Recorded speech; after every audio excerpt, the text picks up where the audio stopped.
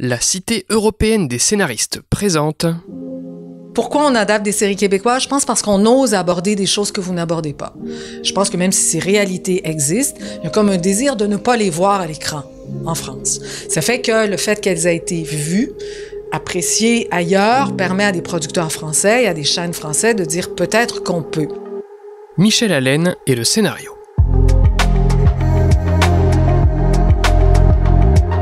Salut, c'est Baptiste Rambaud. Un dimanche sur 4, j'ai le plaisir de discuter avec ceux pour qui le scénario est un outil de travail. Qu'ils soient techniciens ou employés de bureau, qu'ils interviennent en pré-prod, en prod ou en post-prod, à chaque métier son rapport particulier au texte. Quand j'ai commencé, on se disait on a 3 épisodes pour installer une série. Ben, c'est plus le cas. En fait, tu as 15 minutes pour installer une série. Ouais. Donc, il y a une urgence d'installer un enjeu. Souvent, les chaînes disent il faut tout de suite qu'on sache de quoi il s'agit. Son nom ne vous dit probablement rien, et pourtant, au Québec, elle est une star de la série TV. Showrunneuse, entre autres, des séries Fugueuse et Pour Sarah, toutes deux adaptées ensuite en France pour la chaîne TF1. Dans ce 2e épisode hors série de l'émission, la parole est à Michel Allen. J'ai profité de son passage en France dernièrement pour solliciter son expérience de scénariste chevronné, déjà, mais aussi pour évoquer avec elle les différences entre France et Québec au sujet du scénario et des scénaristes. Je la laisse se présenter et vous souhaite une bonne écoute en sa compagnie. Cette émission a été enregistrée en juin 2022. Michel Allen, je suis scénariste. Moi, j'ai un parcours atypique. J'ai pas de formation pour devenir scénariste. J'ai étudié en sciences pures, j'ai étudié en médecine, je suis devenue comédienne, j'ai fait le conservatoire, j'ai commencé à écrire pour le théâtre et ensuite j'ai écrit pour la télé. Ça fait plus de 30 ans que j'écris pour la télé. Et un peu le cinéma. D'accord, et donc tu t'es formé exclusivement sur le tas, t'as pas eu de formation en scénario? Aucune. Je pense que ce qui est le plus proche, c'est quand j'étudiais au conservatoire pour devenir comédienne, il y avait des cours d'impro, on avait des projets de création, donc il y avait quand même la genèse de quelque chose. Ensuite, j'ai formé une troupe de théâtre à l'intérieur de laquelle j'ai commencé à écrire. Et là, ça a été le début du désir d'écrire. Mais j'ai 0 formation. Comme tu as essentiellement exercé au Québec, le thème, ça va être donc l'industrie québécoise. Quelle est la place du scénariste dans l'industrie québécoise? On sera toujours insatisfait de notre place. J'ai aussi milité ou travaillé, ou je me suis engagée à l'intérieur d'un syndicat qui est la SARTEC, qui est assez important au Québec. Je pense que vous n'avez pas l'équivalent en France, qui définit toutes les conditions de travail monétaires, temporelles, horaires, tout ça au Québec. Et on a toujours l'impression d'être un peu les négligés de l'industrie, mettons, télévisuelle. Au cinéma, c'est encore pire. C'est un autre dossier, on pourra en parler. Parce que c'est les acteurs qui sont à l'avant-plan, évidemment, les réalisateurs qui ont beaucoup de pouvoir, les producteurs qui font des choix, et que le scénariste, souvent, fait la job ingrate, relégué un peu aux oubliettes, mais c'est lui qui fournit la base du travail. C'est un peu l'impression qu'on a. Mettons que ça, c'est nos revendications. La réalité est plus nuancée. Je pense qu'on a beaucoup de pouvoir au Québec. La télé est très, très florissante. Il y a beaucoup de séries qui se font. On a un public québécois qui aime sa télé. C'est peut-être de moins en moins vrai. C'est sûr qu'il y a un shift avec l'arrivée des plateformes, mais le spectateur québécois aime beaucoup la télé québécoise, il aime les vedettes québécoises et il écoute sa télé. Ce qui fait que l'industrie de la télé repose beaucoup sur le travail qu'on fait. Et en télévision, tu dirais donc que votre pouvoir, entre guillemets, qu'il soit artistique, médiatique, politique, est supérieur que dans le cinéma ou éventuellement pour les plateformes? Le cinéma est un médium de réalisateur. Le scénariste va se mettre au service de la carrière d'un réalisateur ou d'une réalisatrice parce que l'équité est très importante en ce moment. Il y a eu dans les dernières années, il y a une prise de conscience du fait que les femmes étaient négligées, on leur donnait peu de films à réaliser. Il y a une espèce de déplacement qui s'est fait et en ce moment, il y a beaucoup de réalisatrices qui ont la possibilité de travailler, ce qui est excellent. Mais ça reste les carrières de réalisatrices qu'on va soutenir parce que tu sais, notre cinéma est pas rentable. Donc, c'est un cinéma qui est subventionné. On encourage ou on permet des démarches de réalisatrice à qui on va permettre de faire un film, puis un deuxième, puis un troisième. Mais le scénariste est dans l'ombre de la réalisatrice ou du réalisateur. On n'encourage pas la démarche d'un scénariste, on encourage celle du réalisateur. Donc, c'est très frustrant. Justement, ça m'intéresse ça, parce que la France a la réputation d'être un peu dans l'ombre de sa période nouvelle vague, c'est-à-dire avec justement tout au service du réalisateur. Moi, je me posais la question, au Québec, est-ce que vous étiez plutôt dans l'école, le scénariste est au moins aussi important que le réal, et le réal est un technicien, ou est-ce que vous étiez dans l'école, le réal a le pouvoir artistique et le scénariste est un peu dans son nom. On a eu, je pense, la même chose que la Nouvelle Vague, c'est-à-dire qu'il y a eu une période, le cinéma connu avec des gens comme Gilles Carle, ou en tout cas, il y en a d'autres, faudrait que je cherche les noms, qui étaient des auteurs-réalisateurs. Il y en avait plusieurs qui écrivaient leurs propres scénarios, qui filmaient leurs propres scénarios. Donc, ils étaient des réalisateurs-auteurs. Même des fois, on ne savait pas qu'ils travaillaient avec des scénaristes. Ouais. Et c'est sûr que ça infléchit ou ça colore le cinéma. Encore aujourd'hui, le réalisateur est à l'avant, c'est encore un film de. Les scénaristes, on se bat pour qu'on arrête d'écrire un film de, ou au moins qu'on mette les deux noms.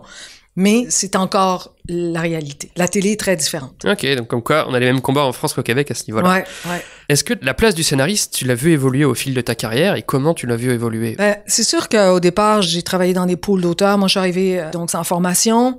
J'étais une auteure de théâtre. Alors, j'ai travaillé sur des pools d'auteurs dont j'étais pas le showrunner. Le terme n'existait pas à l'époque. C'était une télé qui était un peu pédagogique. Il y avait une mission d'enseignement. Donc, il y avait des équipes de psychologues, de pédagogues qui nous entouraient. Assez rapidement, je me suis retrouvée avec des projets où là, j'étais en charge de l'écriture. Au début, j'étais en charge de l'écriture avec des réalisateurs qui étaient assez puissants, qui avaient l'impression qu'ils avaient le droit de faire ce qu'ils voulaient avec mon scénario, parce que j'étais débutante. J'ai fait quelques crises, j'ai mis mon pied à terre à quelques reprises en disant « il n'y a personne qui va toucher à mon scénario. Si vous voulez des changements, demandez-les-moi. » Je me souviens d'avoir fait une crise là-dessus, au début de ma carrière. C'est sûr qu'avec les années, j'ai vécu toutes sortes de choses, pas toujours faciles. Je pense que c'est le cas de tous les scénaristes. Par exemple, des textes qui sont écrits de telle façon et tu les retrouves et c'est autre chose qui a été tourné. Des locations qui sont changées, des actes de violence qui sont ajoutés. Tu sais, des choses majeures que je retrouve au montage et puis que j'ai jamais écrites. À un moment donné, j'ai eu une expérience assez difficile comme ça. En fait, il y a un détenu s'évadait de prison et kidnappait le policier qui l'a fait accuser. Ouais. Et je me souviens, la place où je l'avais mis dans le scénario, c'était dans un petit bungalow, une petite maison de banlieue, dans une salle de lavage. Et le réalisateur a décidé que ça se passait dans un atelier de mécanique, dans une pièce bétonnée qui ressemblait à un cachot. Ce que ça crée comme impression visuelle, c'est complètement, autant dans un cas, c'est comme naïf et un peu amateur, dans l'autre, c'est professionnel et c'est dangereux. C'est sûr que ça, c'est un changement radical qui teintait tout le reste de la lecture. Le personnage est caractérisé différemment. Complètement, complètement. Et tout le reste découlait de ça. Et après ça, j'ai dit plus jamais. Alors, les séries que j'ai faites par la suite, j'avais demandé d'être partie prenante de la facture visuelle, du casting, de voir les montages, d'être à toutes les étapes présentes. Maintenant, ce que je veux, c'est de travailler avec le réalisateur. Je me dis, il faut qu'on s'entende sur l'univers, sur les enjeux, sur qu'est-ce que cette série doit raconter au-delà de l'anecdote. Donc, ça prend un temps de travail où on discute ensemble. Ce réalisateur-là, quand j'étais avec lui, ce qu'il disait, c'est « fais-moi confiance. Fais-moi confiance. » Alors donc, il savait déjà qu'il allait faire ça comme il voulait. Et à l'époque, je me suis retrouvée avec des images tournées, puis c'était ça. Donc, après ça, ce que j'ai fait, j'ai demandé au producteur avec qui je travaillais, je veux participer, je veux voir, les réalisateurs font des mood boards, ils font des choix de filtres, de caméras, de tout. Et je disais, je veux voir ce qui est envoyé au diffuseur, parce que le diffuseur reçoit ça, je veux le voir aussi. C'est pas mon métier, j'essaierai pas d'intervenir partout. Mais au moins, si je trouve qu'on s'en va ailleurs, ou si je suis inquiète, ou si je vais au moins l'exprimer, et voir, tu sais, est-ce qu'on peut s'entendre? Est-ce que ça va à la bonne place? Est-ce qu'au moins on peut se parler? C'est ça. Et ça, c'est quelque chose que j'ai obtenu parce qu'il y avait un producteur qui m'appréciait beaucoup puis avec qui ça se passait bien. Puis après ça, que j'ai demandé systématiquement. Avec un droit de regard sur le premier montage, même il y a des shows où j'étais dans la salle de montage quand l'épisode est présenté pour la première fois, puis j'y tiens à ça. Je peux pas m'en passer. L'objectif, c'est pas de tirer une couverte, c'est de participer, d'être une voix avec les autres. Ce que je pense aussi, le corollaire de ça, c'est que dans toutes ces périodes de rencontres et de discussions, si un réalisateur me dit « cette scène-là, je la sens pas », ou « je peux pas la tourner comme ça », ou « je comprends pas pourquoi c'est comme ça », ma job à moi, comme scénariste, c'est aussi de mettre de l'eau dans mon vin puis dire « OK, toi, tu veux pas la faire comme ça ou tu la sens pas comme ça, je vais trouver quelque chose que tu peux réaliser bien et qui, moi, va convenir à ce que je veux raconter. » Tu sais, c'est pas à sens unique, toi, tu dois t'adapter à mon écriture. Je pars du fait qu'un réalisateur qui sent pas une scène, puis je dis ça, là, sentir, c'est parce que souvent, le vocabulaire est assez limité ou qui comprend pas pourquoi le personnage comme ça, puis il fait ça ou qui dit ça sera pas intéressant visuellement. S'il veut pas le faire, ce sera pas bon. Alors, ma job à moi, c'est de trouver quelque chose qu'il va avoir envie de faire et qu'il va bien faire. Donc, t'as créé, en fait, instinctivement le métier de showrunner, c'est assez drôle. Ben, écoute, après ça, ça s'est officialisé, puis même, j'ai travaillé avec des équipes. Tu vois, le premier show qu'on m'a proposé sans papa, parce qu'au début, le réalisateur, c'était la vedette. Moi, on me demandait d'écrire un show pour tel réalisateur. Donc, j'avais l'impression d'être la scénariste et puis le papa qui avait quand même le pouvoir et la visibilité. À un moment donné, j'ai créé un show où ça a été moi. En fait, on a présenté un projet à une chaîne. C'était 10 épisodes. C'était une série sur la mode. La chaîne voulait rajeunir leur public. C'était les époques de toutes les grandes vedettes, Claudia Schiffer ou tout ça. Et quand je suis sortie, la chaîne a demandé, on devait faire 10 épisodes, et ce qu'elle a demandé, c'est on en veut 20 pour septembre. On était en janvier. Je me souviens encore de ça. Le producteur m'a appelé, il m'a dit « Michel, es-tu bonne pour faire 20 épisodes? Ça serait en ondes en septembre. » J'ai fait « Oh my God! Si je dis non, probablement qu'ils feront pas le show. Si je dis oui, je sais pas comment le faire. » C'était une série que je devais écrire seule. Ça comprenait l'écriture, le tournage, le montage. C'est ça, tout ça. Alors, ce que j'ai fait à ce moment-là, c'est que j'ai dit peut-être qu'avec une équipe, ça peut marcher. Donc, je me suis retrouvée avec une équipe. Là, on m'a dit, Michel, veux-tu juste superviser l'équipe que j'ai choisie? Je me suis dit, non, je veux pas juste superviser l'équipe parce que je vais perdre le rapport à l'écriture puis je crois beaucoup au pouvoir de l'écriture. J'ai besoin, moi, d'écrire. Donc, je me suis mis scénariste avec les 2 autres qui étaient 2 scénaristes que je respectais, avec qui ça s'est super mal passé parce qu'il y avait pas de boss. Chaque scénariste professionnel disait oui mais moi j'ai tant d'heures d'écriture, ça va se faire comme ça. Moi j'avais plus de pouvoir même si c'était ma série. Puis ça a très mal été. La deuxième année, j'ai dit ça peut pas marcher comme ça. Je vais être le boss. Donc là, je pense que j'ai inventé le métier de showrunner. Les 2 sont partis, j'ai fait c'est une très bonne nouvelle. J'ai choisi des auteurs en étant beaucoup plus clair qui est maintenant, on va travailler ensemble, mais moi, je vais diriger les tables, les writer's room. On va travailler ensemble, mais je vais être responsable de toutes les versions finales des textes. J'ai toujours senti que c'était utile, délicat, mais qu'il fallait qu'il y ait une direction. Tu as parlé tout à l'heure de la place donc, du scénariste au Québec. Pour toi, c'est quoi les enjeux politiques actuels? On a parlé par exemple de l'équité, ça c'était plus pour les réals, mais j'imagine que c'est aussi pour les scénaristes. L'équité, il y a beaucoup plus de femmes scénaristes que d'hommes, il y en a quand même, puis je dirais pour des raisons presque culturelles, c'est méticuleux, c'est un travail de long, puis c'est effrayant de dire ça, là. Je suis presque gênée, mais c'est un travail de long. Puis c'est un travail solitaire, c'est un travail d'acharnement. On fait pas 4 versions, on en fait 12. Alors, on est méticuleuse, on est passionné, on travaille encore. Donc, il y a toujours eu beaucoup de scénaristes femmes au Québec. À la télé, au cinéma, c'est différent. Les enjeux politiques sont beaucoup sur les conditions salariales. Est-ce que les gars sont plus payés? Je le sais pas, parce que ça reste une chasse gardée. Mais tu sais, notre organisme syndical détermine les minimums. Ouais. La négociation, elle est secrète. Est-ce que les gars se font plus payer? Est-ce qu'ils obtiennent des redevances supérieures? Des fois, on me le dit, mais je veux pas me mettre à chasser les sorcières puis à questionner tout le monde pour savoir s'ils font 4000 piastres de plus que moi, là. Ça me tente pas. Ouais. Mais ça se peut. Notre notoriété est pas moindre. De toute façon, généralement, les scénaristes, on tient pas à être si visibles que ça, sauf certaines exceptions. Je pense pas que ça soit ça un enjeu politique. Okay. Les enjeux sont beaucoup, et là, c'est pour l'ensemble des scénaristes, notre rémunération, la place du financement des séries au Québec par rapport au Canada, ça, c'est un gros enjeu. L'implication des plateformes, l'arrivée des plateformes, tu sais, ça, c'est des vrais enjeux, mais ils sont hommes-femmes. Ouais. Par exemple, le Québec, c'est francophone. On a une télé qui est solide. Elle a été ébranlée par les plateformes, mais elle reste solide. Ça veut dire que nos spectateurs écoutent notre télé, ce qui n'est pas du tout le cas au Canada anglais. Mais comme le bassin de population théorique est plus grand, parce que la télé est financée aussi, est subventionnée aussi, une série tournée en Ontario a 3 fois plus de budget qu'une série tournée au Québec. Ouais. Et ça, c'est effrayant. Parce que, en termes de péréquation, de division des argents, là, il y a toutes sortes de termes politiques. Puis de circulation sur le marché international aussi, j'imagine. On est beaucoup plus visionné, on a beaucoup plus de spectateurs qu'eux. Mais comme le bassin de population, tu sais, l'argent se divise au nombre de têtes. Comme le 2 tiers de la population du Canada est anglophone, il y a plus d'argent donné à la télé anglophone qu'à la télé francophone. Et ça veut dire que nos séries sont tournées avec des budgets ridicules, dérisoires, qui n'augmentent pas, alors que les séries canadiennes anglaises ont des budgets beaucoup plus confortables, qui permettent de faire des séries qui, comme en ce moment, l'objectif, c'est de vendre partout, d'être présent sur les plates, tu sais, l'international est très, très souhaité. Ben, nos séries se font avec des minuscules budgets. Donc, c'est beaucoup plus dur de rayonner à l'extérieur. Alors que, par contre, tu vois, même avec des séries, moi, j'ai 2 séries qui ont été adaptées en France, ben, c'est des séries qui ont été faites avec des petits budgets. Ouais. Bon. Mais ça, c'est un vrai enjeu politique. L'autre, c'est l'implication des chaînes, comme je pense dans tous les pays du monde, l'implication des plateformes dans le financement de la création québécoise. Et ça, on est à 0. Okay. Il y a un souhait, il y a des demandes, il y a des promesses, mais rien ne se fait. Et ça, c'est grave. Ma question suivante, elle porte sur la culture du scénario. Il y a par exemple les humoristes français qui disent que le Québec était très en avance sur nous sur la scène stand-up du fait de la proximité avec les États-Unis États-Unis, et c'est une scène qui est apparue d'abord et qui a été assez vivante au Québec, qui est arrivée après en France.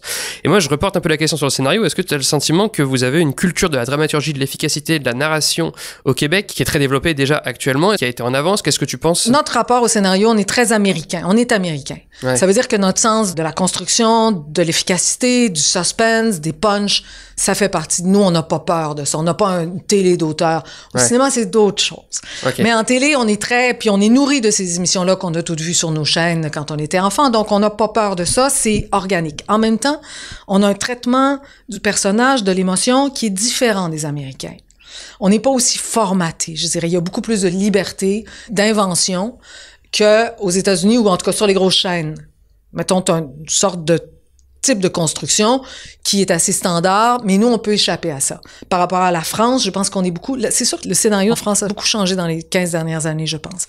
Mais qu'on reste très américain dans notre sens, mais différemment, mais on a une culture du scénario américaine. Mais c'est sûr que tous les formatages, je sais pas moi, Sid Field, Robert McKee, ou tu sais, il y en a beaucoup, là, Save the Cat. Alors lui, à la 10e minute, il fait que ton héros ait sauvé un chat, parce que là, on va acquérir un potentiel de sympathie pour lui. Écoute, moi, ça me fait mourir, ça. Ça me fait mourir. Mais bon, c'est sûr que le souci que ton personnage a un capital de sympathie, je suis consciente. Mais c'est pas vrai que, ou même, tu sais, à telle minute, tu dois avoir une cascade, puis après ça, t'as une poursuite de char, puis je veux dire, on n'est pas là-dedans, là. De toute façon, les poursuites... Moi, je regardais, tu vois, pour Sarah, version québécoise, version française, c'est drôle. Au Canada, l'accident, c'est un accident de voiture. Tu vois le char conduire trop vite. Tu vois l'arrivée de la borne ou sur quoi ils vont frapper. Et après ça, tu vois l'auto dans le fossé. La version française, il y a 4 tonneaux. Le char qui roule.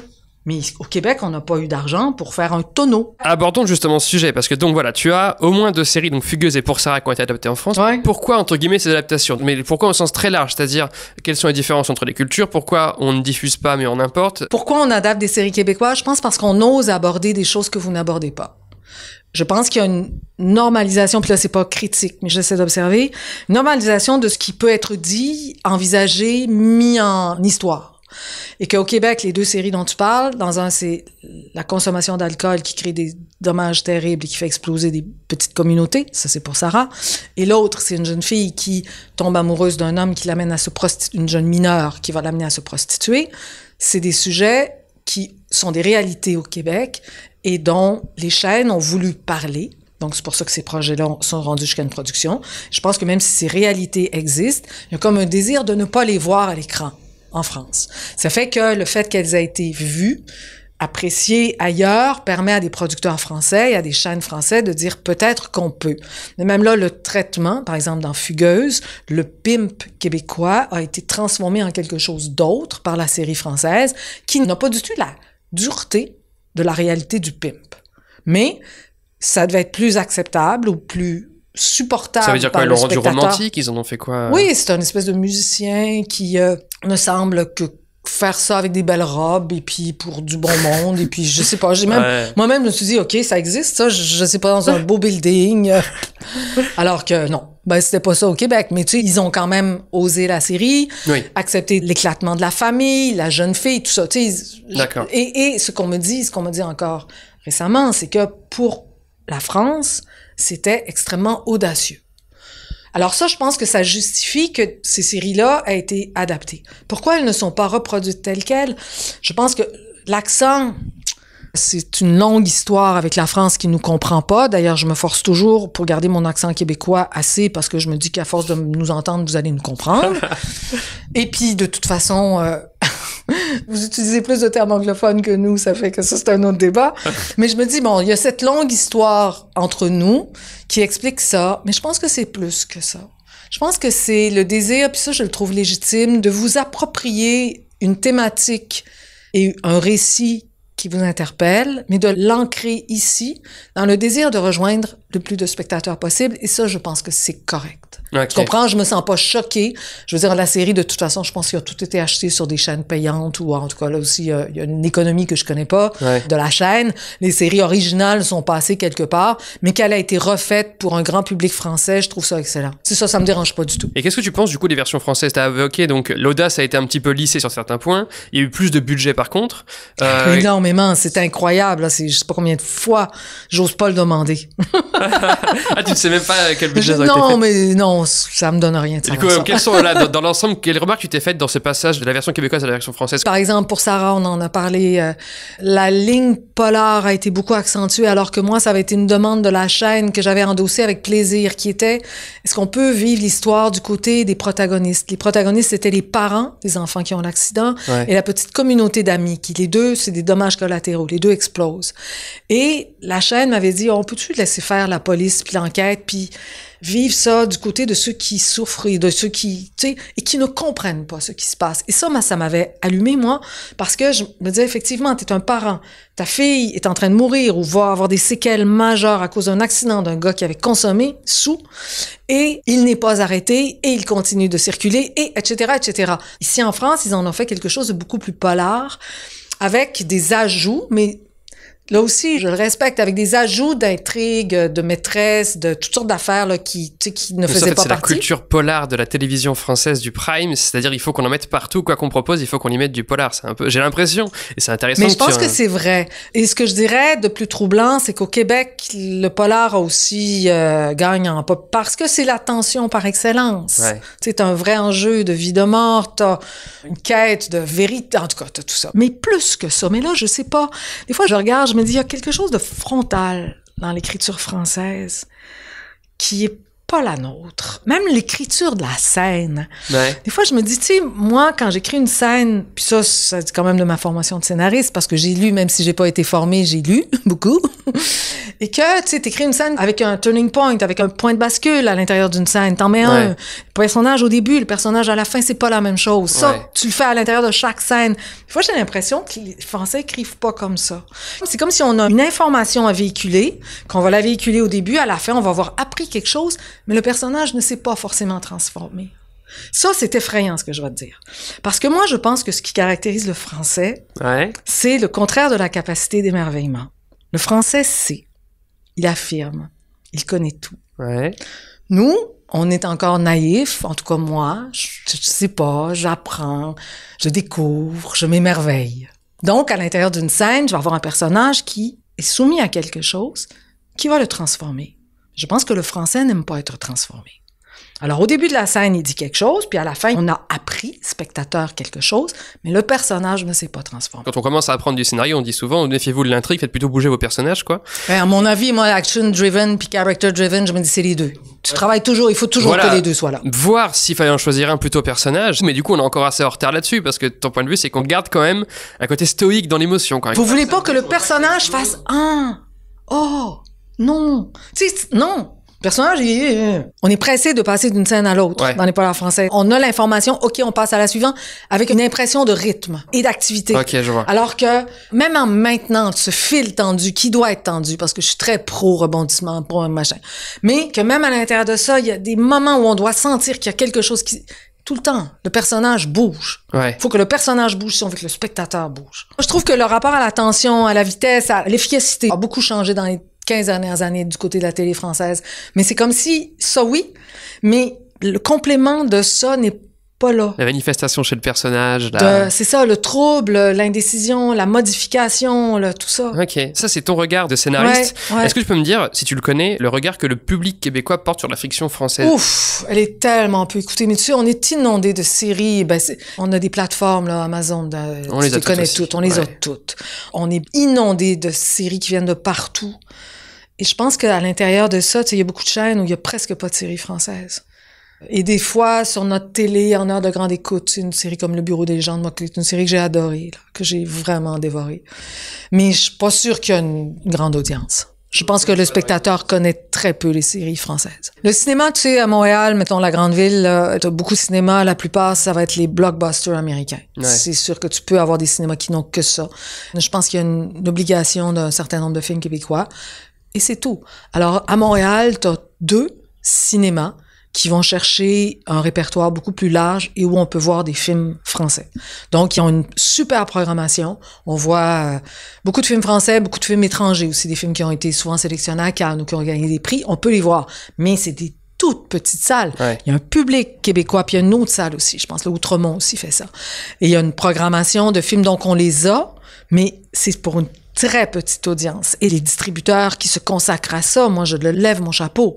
Ouais. Parce qu'ils sont seuls, ils sont pas dans la tendance. Tu sais, en région, moi, je fréquente une région qui est la Gaspésie, qui est la pointe est du Québec, qui est très loin. Il y a un cinéma qui a fermé au début de la COVID et il y a une espèce de ciné-club qui présente un film par 3 semaines. Ouais. Et c'est un film étranger, français. Et là, je pourrais voir un film français. Mais sinon, tu te rends compte, c'est la disette. Finalement, il y a une réciprocité sur le fait que les deux pays ne voient pas les films de l'autre. Non, ça se peut. Ouais, c'est ça. Nous, je sais que, notamment pour des raisons de financement et de proximité, il y a beaucoup de tournages et de coproductions franco-belges, par exemple, en francophonie. Pourquoi tu penses qu'il n'y a pas plus de coproductions franco-québécoises? Il y a beaucoup de politique là-dedans. Il y a des sommes allouées. Je suis pas une spécialiste de ça, mais je sais que ça répond à des enjeux politiques. Est-ce que celles qui se font sont les bonnes? Le cinéma québécois doit être fortement encouragé pour rejoindre un public. Ça fait que de faire des coproductions, déjà, tu coupes ton cast en deux. Ce que je veux dire, c'est que chez nous, ce qui marche, c'est des star systems. T'es vedette. Ouais. Alors, tu castes des gens que on aime. Alors, tu castes des acteurs français qui font pas partie du star system québécois. Déjà, tu diminues de moitié tes chances de... Ouais. Finalement, c'est toujours des questions commerciales. Alors que nous, on va avoir souvent beaucoup d'acteurs, par exemple, belges ou suisses qui sont connus en France et qui font des films français. Donc, qui vont attirer les gens. Alors que nous... Voilà. Est-ce que Gérard Depardieu attirerait encore? Je ne sais pas. Mais tu sais, il y en a pas tant que ça qui vont attirer de grandes audiences parce que le visuel dont elle est nourrie, c'est le visuel américain. Mais une vedette américaine, oui, ça marche. Est-ce que tu dirais qu'il y a un style d'écriture québécoise? Moi, je pense qu'on a une méthode assez américaine, d'efficacité. Tu sais, quand j'ai commencé, on se disait, on a 3 épisodes pour installer une série. C'est plus le cas. En fait, tu as 15 minutes pour installer une série. Ouais. Donc, il y a une urgence d'installer un enjeu. Souvent, les chaînes disent, il faut tout de suite qu'on sache de quoi il s'agit. Puis les Québécois, on est assez efficaces. Nos scénaristes travaillent beaucoup. On est rodés. Puis c'est d'habitude des gens assez passionnés. Ça fait que... Donc, la façon québécoise, je pense que c'est un mélange d'américanité puis de quelque chose de plus latin ou de plus émotif. On n'a pas peur de l'émotion chez nous. Puis moi, quand j'ai arrêter d'écrire pour le théâtre pour écrire pour la télé, quelque chose que j'ai intégré rapidement. C'est que, tu sais, Québec, on est, je sais pas, quelques millions. Pour avoir un succès à la télé, il faut que tu parles pas juste à Montréal, il faut que tu parles aux gens de toutes les régions. Ouais. Et ça veut dire que ton histoire, quelque part, tu le sais. Tu vas pas t'adresser à une sorte de personnes qui ont déjà un langage différent, qui sont d'un statut social, culturel différent. Il faut que ce à quoi tu fasses appel puisse plaire à des gens qui sont en Gaspésie, qui sont en Abitibi, qui sont dans les cantons de l'Est, qui sont partout. Ouais. L'enjeu de la télé, c'est ça. Je fais souvent Montréal-Gaspé. Là, Gaspé, c'est vraiment très loin, c'est 1000 kilomètres. C'est très loin. C'est là qu'il n'y a pas de cinéma puis qu'il y a un ciné-club une fois par 15 jours. Ouais. Et je suis arrêtée quelque part au bord du fleuve. C'était un endroit magnifique. À Matane, j'ai payé mon essence avec ma carte. La madame a pris ma carte. Elle a regardé ma carte. Elle a dit, vous êtes Michel Allen? J'ai fait, elle doit se tromper. Je fais, oui. Qu'est-ce que j'ai fait? Elle m'a dit, vous écrivez pour la télé, vous? Oui. J'ai dit, d'après vous, j'écris quoi? Là, j'étais sûre qu'elle allait me nommer les séries de tout le monde. Puis elle m'a dit, bien, vous écrivez telle série? J'ai fait, ah. Et là, je me suis dit, OK, moi, j'écris pour cette madame-là. Au Canada anglais, leur gros problème, parce qu'ils n'ont pas la fidélisation de leur public, c'est qu'ils sont en compétition avec les États-Unis. Ils sont inondés de tout ce qui est américain, même quand ils ouvrent leur télé. Tu sais, les plateformes, c'est autre chose, mais quand ils ouvrent leur télé, ils ont tout. Et c'est la même langue, c'est un continuum, c'est les mêmes vedettes. Donc, c'est sûr que eux, ben, ils essaient de rivaliser avec ça. Je voudrais pas changer ma place avec la leur. J'ai remarqué que tu as signé donc une série sur la thématique MeToo. Est-ce qu'il faudra attendre qu'on adapte MeToo pour avoir ce genre de série en France? Qu'est-ce que tu penses, toi, de la fiction française? Est-ce qu'il y a plus d'audace au Québec, tu penses? Je pense que oui. Souvent, ce que j'entends, puis j'ai un projet avec une productrice française aussi, ce que j'entends, c'est que le public est pas prêt le public attend. Oui. Le public est c'est normal, toutes les chaînes le pensent, mais je pense que le public n'a pas envie de se faire déranger trop. Il a besoin que les choses soient lisses, puis peut-être que ça va avec la société. Tu sais, tantôt, ce que je disais, puis là, c'est une observation, tu sais, le Français aime savoir, il aime être en position de contrôle, il n'aime pas se faire déstabiliser. Les gens, là, dans la rue, tu sais, les gens qu'on connaît, les gens savent, les gens doutent rarement. Ouais. Alors, ça va avec une façon d'écouter aussi. Donc, je pense qu'à cet égard-là, au Québec, on a plus d'audace. Tu vois, il y a une série qui a été écrite aussi sur la mère de quelqu'un qui a fait une fusillade en série. C'est une série qui a été faite au Québec. En France, il y a une maison de production, là, je ne peux rien dévoiler, mais qui voulait l'adapter. Et puis, à un moment donné, on dit, il n'y a pas une chaîne qui va diffuser ça.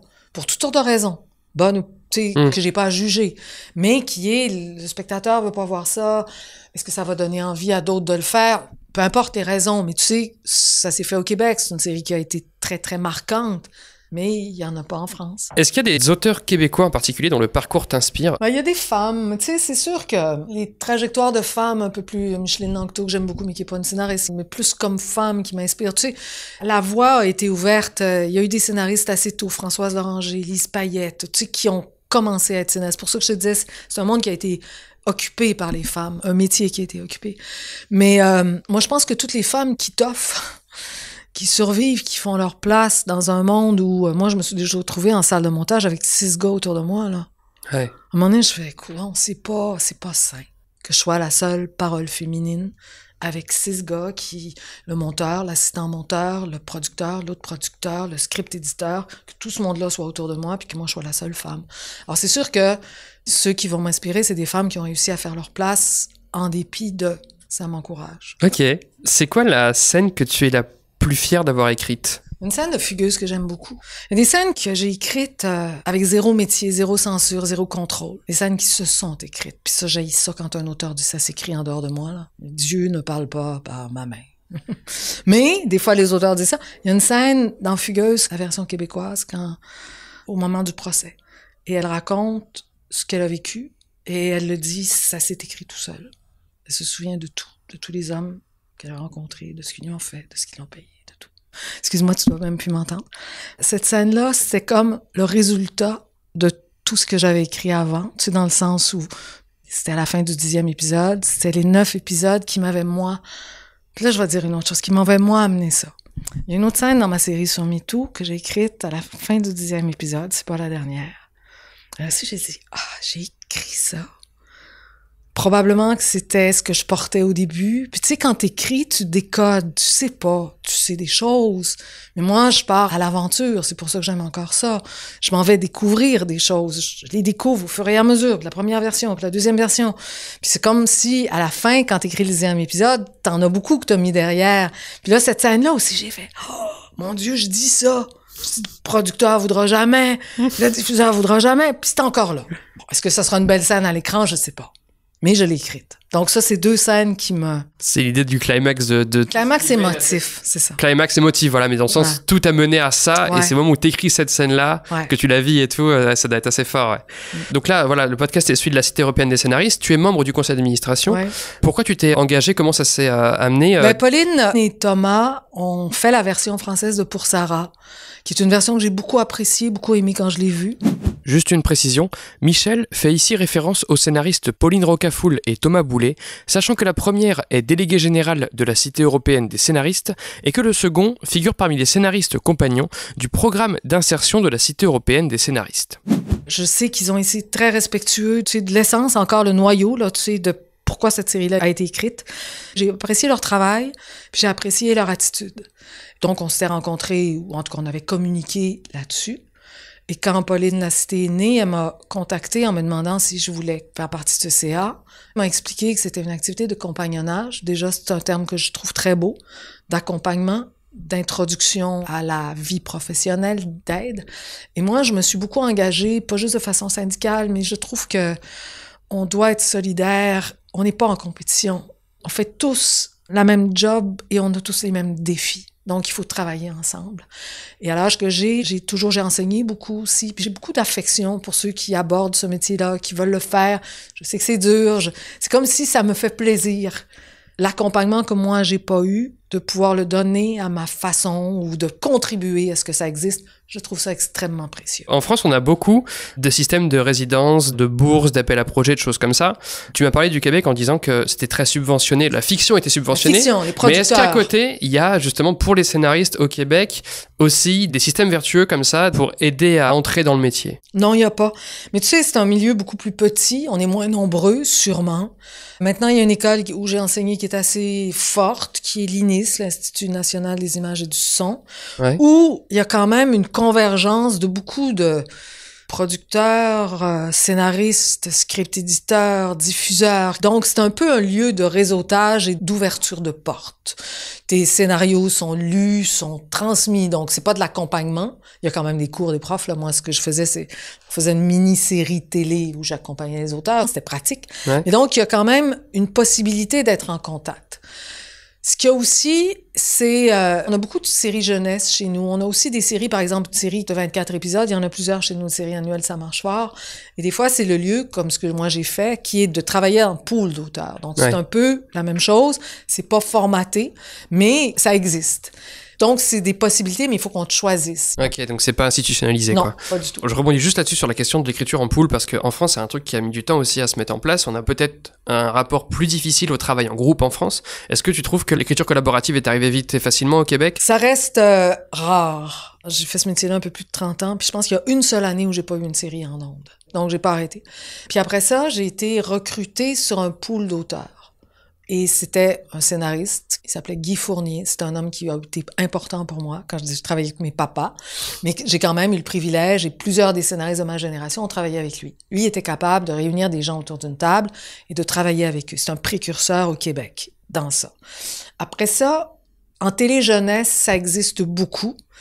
Et même, c'est très organisé. Tu as des script éditeurs, puis là, tu as différentes tables, puis il y en a un qui fait tel scénario sur tel personnage. Tu sais, c'est très organisé. Les dialogues, les trucs. C'est ça. Ça, moi, j'ai jamais participé à ça, puis je suis pas sûre que j'aurais été heureuse avec ça.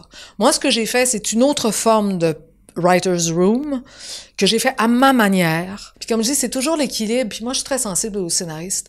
Je me dis, puis je leur explique quand, mettons, je demande à un scénariste, veux-tu travailler sur ça? Ce que je leur dis, c'est extrêmement frustrant. Parce que je vais reprendre ta première version, puis je vais la mettre dans mon ordinateur, puis je vais faire ce que je veux avec. Et je te justifierai pas pourquoi j'ai changé ça, pourquoi j'ai changé l'ordre, pourquoi...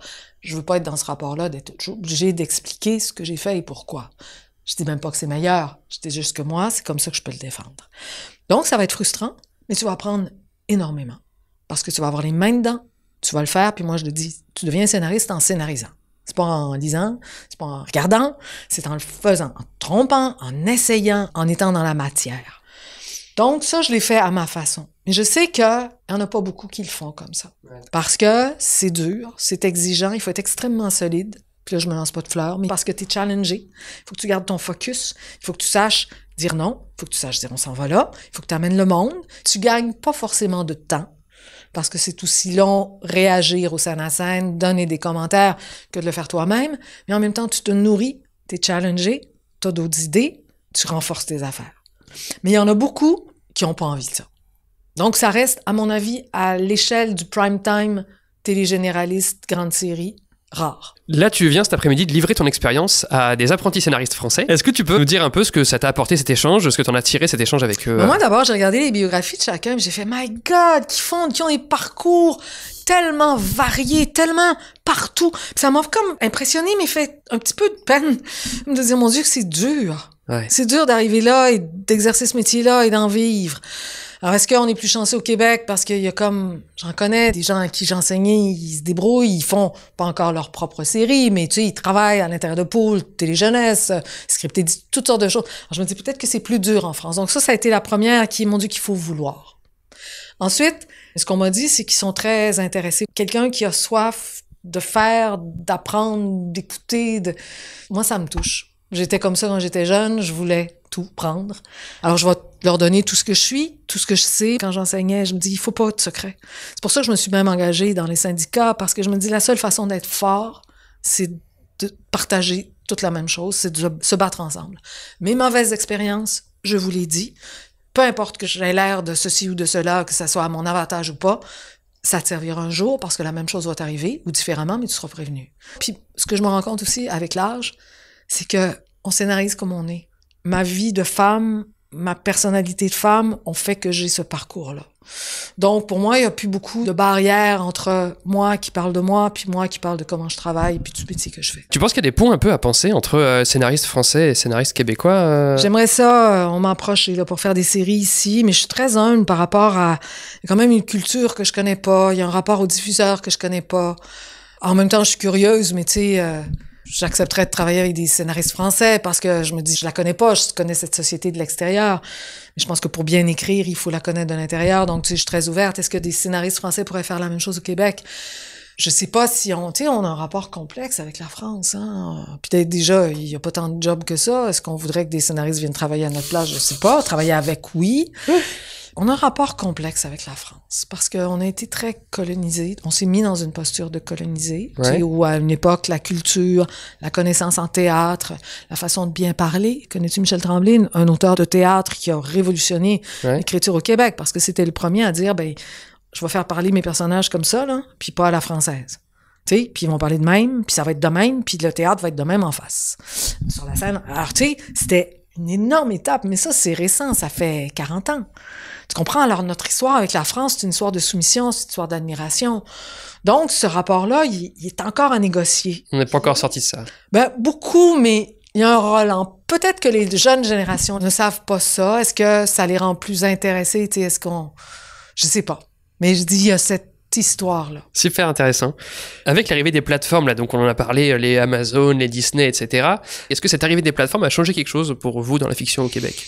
Écoute, moi, on m'a proposé...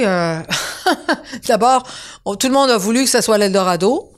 Tu sais que ça change tout. D'ailleurs, je me souviens, j'ai une série qui s'appelle Vertige, qui a été sur une plateforme, qui a été sur Netflix, mais je pense que financièrement, c'est nul. Ouais. Tu sais, ça rapporte rien. OK. Bon. Ensuite, Fugueuse, la plateforme est intéressée à l'acheter, mais François a dit, s'il paye tellement pas qu'on va essayer de le vendre partout ailleurs avant. C'est quand même une réalité. Ensuite, Netflix a dit qu'il viendrait investir au Québec parce que, justement, comme il n'y a pas de prélèvement sur tout ce qu'ils retirent comme argent, il n'y a pas une part qui est réinvestie, donc, un peu pour calmer les esprits, ils ont dit, on va venir investir chez vous. Ils ont donné un peu d'argent à 2 écoles ou 3 écoles, et ils ont fait un film, peut-être pris 1 ou 2 séries d'humoristes. C'est tout petit. Ça fait que cet Eldorado n'est pas un Eldorado pour nous, Québécois. Ce que ça a fait, par exemple, ça je ne l'ai jamais testé avec personne, c'est que à cause de leur omniprésence dans tous les foyers, toutes les chaînes se sont mises à faire des plateformes.